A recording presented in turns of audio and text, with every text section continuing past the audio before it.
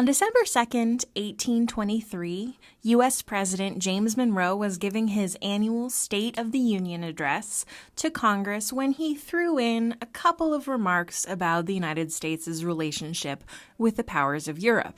He said, "The American continents, by the free and independent condition which they have assumed and maintained, are henceforth not to be considered as subjects for future colonization by any European powers. In the wars of the European powers in matters relating to themselves, we have never taken any part, nor does it comport with our policy to do so. We owe it, therefore, to candor and to the amicable relations existing between the United States and those powers to declare that we should consider any attempt on their part to extend their system to any portion of this hemisphere as dangerous to our peace and safety." So basically, in one fell swoop, James Monroe told the crowned heads of Europe to stay out of the Americas. He said, "As far as I'm concerned, the era of colonization is over. So stop giving us the side eye. Stop looking at your maps and trying to decide where you might place a little colony next. No more European colonization in the Americas. What's more, don't interfere."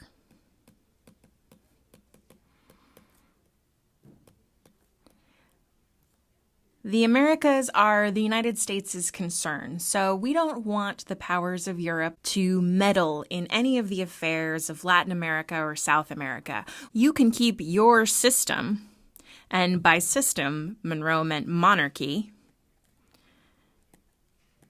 out of the Americas. This is the hemisphere of democracy.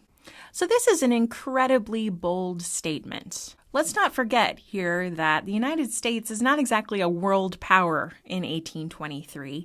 They could at best be said to be a minor power even in the Americas. The United States is not a major world military power. It's not a major world navy power. And let's remember that in this era, having a strong navy was tantamount to being able to take over the world. They're kind of a second-rate nation in a second-rate part of the world. So what was the response when the United States made this incredibly bold assertion that they would not permit any more colonization or interference in the Americas from Europe? Crickets. Nobody really cared. To the established powers of Europe, the United States was no more than a little mosquito, buzzing around, maybe making a lot of noise, a bit annoying, but pretty easy to swat. No matter how much noise the United States made, the only thing that mattered to the great powers of the world was whether or not the United States could enforce the Monroe Doctrine, which with such a weak military presence, they certainly could not. Nevertheless, the Monroe Doctrine became a key facet of American foreign policy throughout the 19th century and into the 20th century. It became a justification for manifest destiny,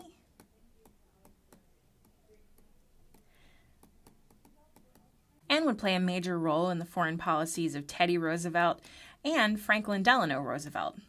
So where did the Monroe Doctrine come from? Well, let's take a minute to look at some of the major world events at the time period and the major players who brought the Monroe Doctrine about. All right, dateline 1820. It has been a bad couple of years for monarchy in Europe. For one thing, the Napoleonic Wars and the French Revolution have been convulsing the powers of Europe for several years.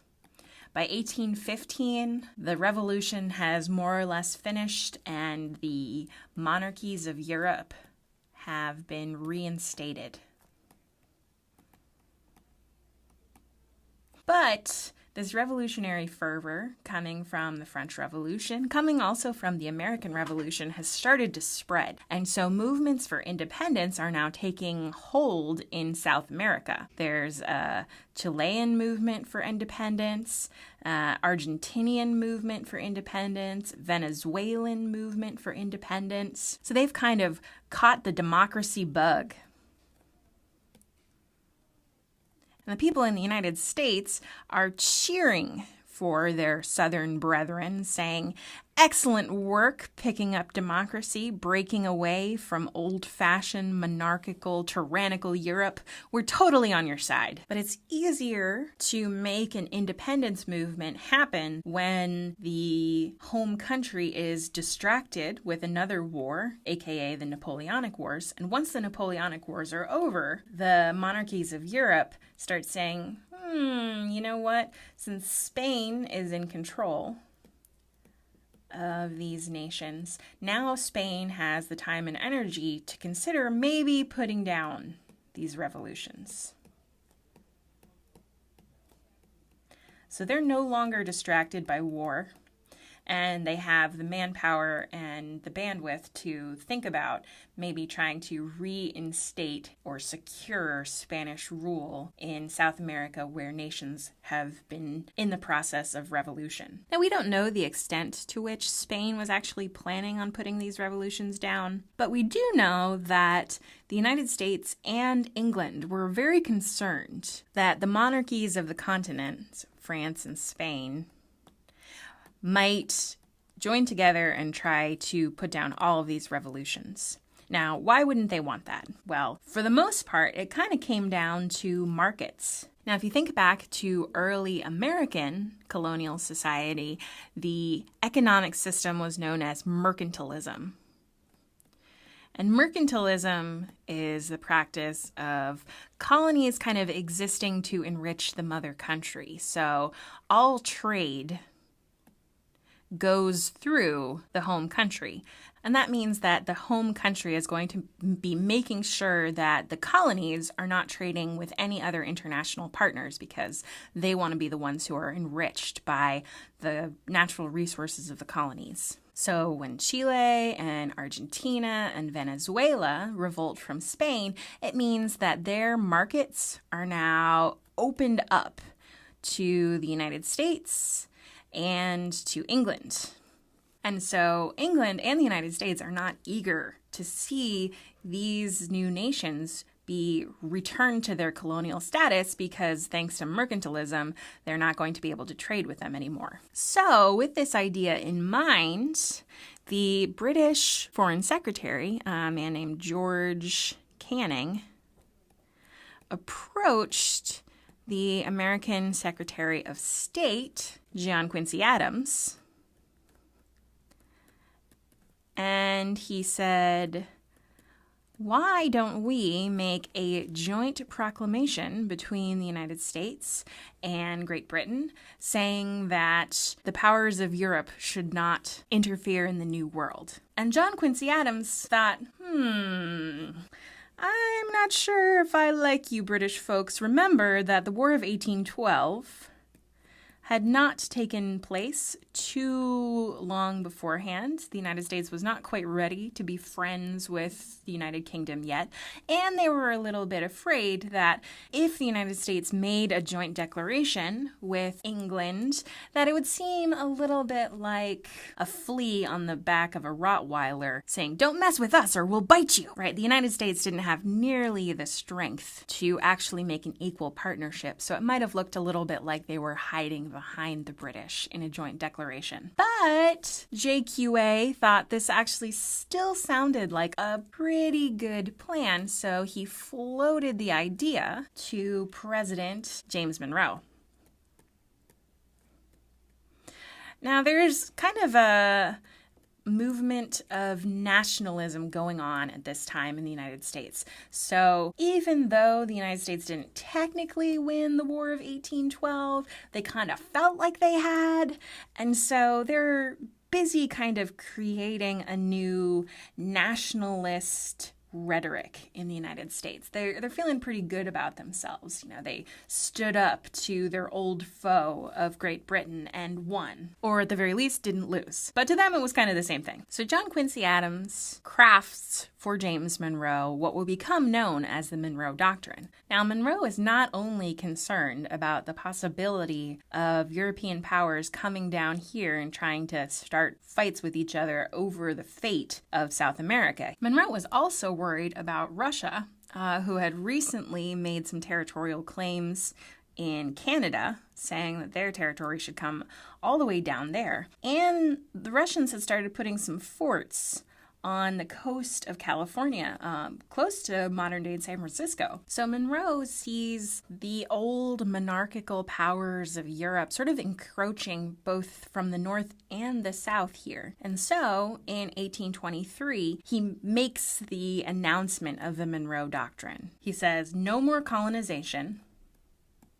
Russia, get out of there. And no more interference in general. So don't try to turn these new republics back into colonies under the rule of monarchies. In fact, just keep your monarchy out of our hemisphere altogether. So Monroe makes this statement completely outside of the relationship with the United Kingdom. So it doesn't have this kind of riding on the coattails feeling of being allied with Britain. But nevertheless, the only way that the United States can actually count on the Monroe Doctrine being enforced is because the British Navy is so incredibly powerful. Right? I'm going to draw a very bad boat here. But nobody who heard about the Monroe Doctrine thought, oh man, we better not make the United States angry. What they thought was, oh man, we better not make the British Empire angry. Because they knew that the British Navy, which wanted neutrality of the seas, which wanted to be able to continue to have these trade relationships with new nations in South America, would defend the neutrality and the independence of South America by proxy, and by doing so kind of enforce the Monroe Doctrine. So this is interesting. You could think of this as being a little bit weaselly on the part of Monroe, declaring that the Americas should remain free of the influence of Europe, but counting on the United Kingdom to enforce it. Or you could think of it as perhaps a brilliant policy maneuver. I don't know. Certainly, the nations of South America and Latin America appreciated this declaration of independence for the Americas coming from the United States, but they certainly knew that it was more about the United States making sure that they themselves were protected than wanting to have a real equal partnership with South America. So the Monroe Doctrine really didn't amount to much for most of the 19th century. It was certainly a justification as the United States continued to push west in their quest of manifest destiny, but it will become increasingly important in the 20th century as the United States steps onto the world stage with things like the Spanish-American War